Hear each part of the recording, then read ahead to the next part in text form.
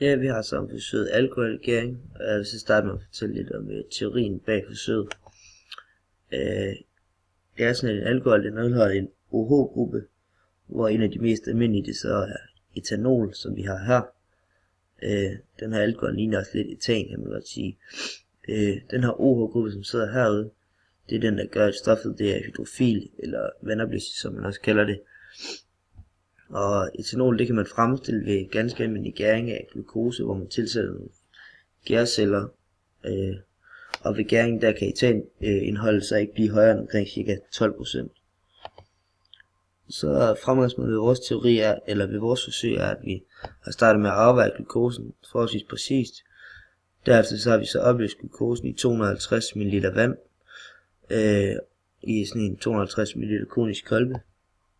Så tilsætter vi en fjerdedel pakke gær, som ligesom smuldrer os ned i blandingen. Herefter så sætter vi så den her gummiprop på, med gærrør, som er her i kolben, som ses så er vi i højre hjørne, så gassen den ikke kan trænge ud. Så fyldes den så op med demineraliseret vand, så den fungerer som sådan en form for vandlås. Og til sidst, så vejer vi indholdet for os ligesom at se, hvor meget væsken der er blevet omdannet til gas. Så har vi så vores målte værdier her. Glukosen vejede 25,4 gram, eller 0,4 gram, og startværdien af massen af det hele var 342,82 gram, mens massen efter gæringen var 332,09 gram. Altså kan vi regne ud hernede, at vi har, der er cirka 10,73 gram, som mangler. Og volumen af gæringsproduktet er 105 ml. Så har vi efterbehandlingen i opgave 1, hvor vi bliver bedt om at beregne stofmængden af en tilsat glukose. Og til det skal vi egentlig bruge den formel, der er hernede, som hedder N er lige med M gange store M, som er molarmasse. Og til at, ligesom at finde en molarmasse, der bruger vi bare det periodiske system. Og så finder vi så frem til, at det er de her tre tal her, som vi skal bruge og lægge sammen. Og de giver så bare 180,16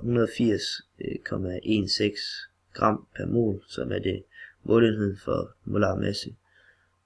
Da vi har det nu, så kan vi så udregne stofmængden ved at bruge den formel, som jeg nævnte før. Så bare indsætte vores kendte værdier, som er 25,04 divideret med 180,16, og det giver så 0,14 mol.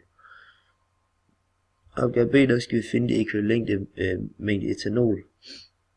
Og der kan vi se nede i vores reaktionsskema, at forholdet mellem dem er 1 til 2. Vi kan se her på de tal, der står foran på koefficienterne. Så altså derfor skal vi så bare gange stofmængden med 2 simpelthen. Som vi ser her, og så er det bare 0,14 gange 2, så giver 0,28 mol. Så har vi serien, hvor vi skal beregne det teoretiske udbytte af etanol. Her kender vi stofmængden nu, som er 0,28. Den skal vi bruge længere nede, hvor vi kan se formen, som er M lige med N gange M. Så udregner vi igen den molar masse ved hjælp af det periodiske system, og det er så 46,07, og igen selvfølgelig gram per mol.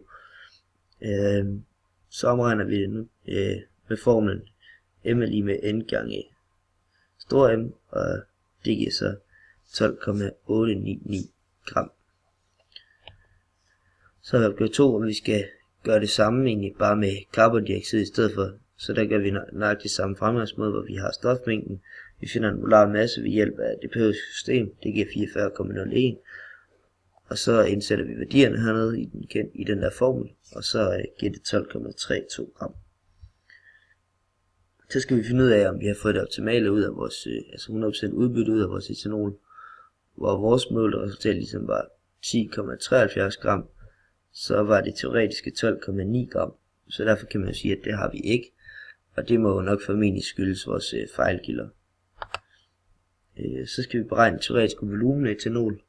Og der bruger vi den her formel, der hedder V er lige med M divideret med rho, som er densiteten. Den er opgivet i opgaven til 0,789 gram per milliliter. Og massen kender vi jo, den er 12,9 gram. Så det er sådan set bare at sætte tallene i formen, og så giver det 16,25 ml. Så bliver vi bedt om at beregne teoretiske volumen procent i gæringsproduktet.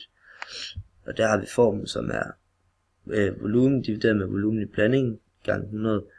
Volumen har vi lige regnet ud til 16,35 ml, og vi fik volumen i blandingen til 105 ml. Og så for at få det i procent, så skal vi bare gange det med 100, så giver det 15,25%. Så har vi nogle fejlkilder, som selvfølgelig kan være skyldes nogle upræcise målinger undervejs. Det kan være et interval fra da vi lukkede gæren til vi genåbnede den. Altså det kan være en afhængig variabel. Vi kan komme til at bruge forskellige vægte, som hvilket kan have en indflydelse på, hvor meget forskellige ting vejer. Og derudover så kan vi til sidst være kommet til at blande væsken og gæren, da vi ligesom skulle afrulle.